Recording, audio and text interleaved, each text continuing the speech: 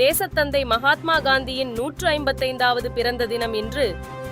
நாடு முழுவதும் அரசியல் தலைவர்கள், கட்சியினர் மற்றும் பொதுமக்கள் மரியாதை.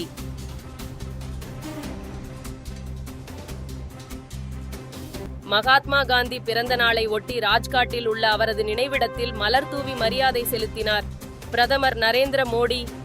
எதிர்க்கட்சித் தலைவர் ராகுல் காந்தி, டெல்லி முதலமைச்சர் அதிஷி ஆகியோரும் மலர் தூவி மரியாதை செலுத்தினர். காந்தி ஜெயந்தியையொட்டி தமிழ்நாடு முழுவதும் கிராம சபை கூட்டங்கள் இன்று நடைபெறவுள்ளன. ஊராட்சி நிர்வாகம் மற்றும் பொதுச் செலவீனம் குறித்து விவாதிக்க அறிவுறுத்தல். விடுதலை சிறுத்தைகள் கட்சி சார்பில் உளுந்தூர்பேட்டையில் இன்று மது ஒழிப்பு மாநாடு.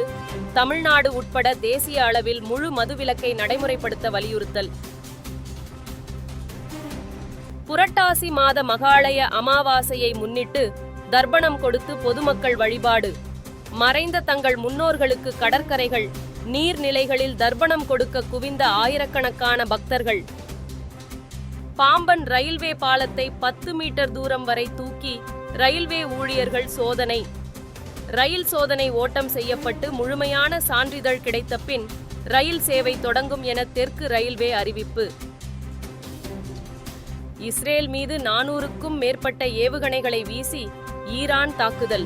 லெபனான் மீது தொடர்ந்து தாக்குதல் நடத்திய இஸ்ரேலுக்கு ஈரான் பதிலடி.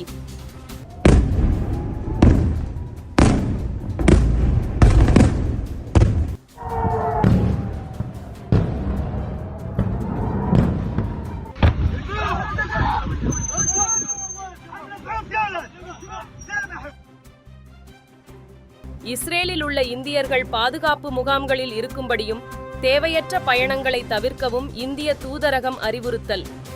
அவசர உதவிக்கு தொடர்பு எண்களை அறிவித்துள்ள நிலையில் இஸ்ரேல் தூதரகத்துடன் இந்திய தூதரகம் தொடர்பில் இருந்து வருவதாக அறிவிப்பு. ஈரான் இஸ்ரேல் இடையேயான போரால் மத்திய கிழக்கில் உச்சகட்ட பதற்றம். ஈரானின் தாக்குதலுக்கு நிச்சயம் பதிலடி கொடுப்போம் என இஸ்ரேல் பிரதமர் நெதன்யாகு அறிவிப்பு.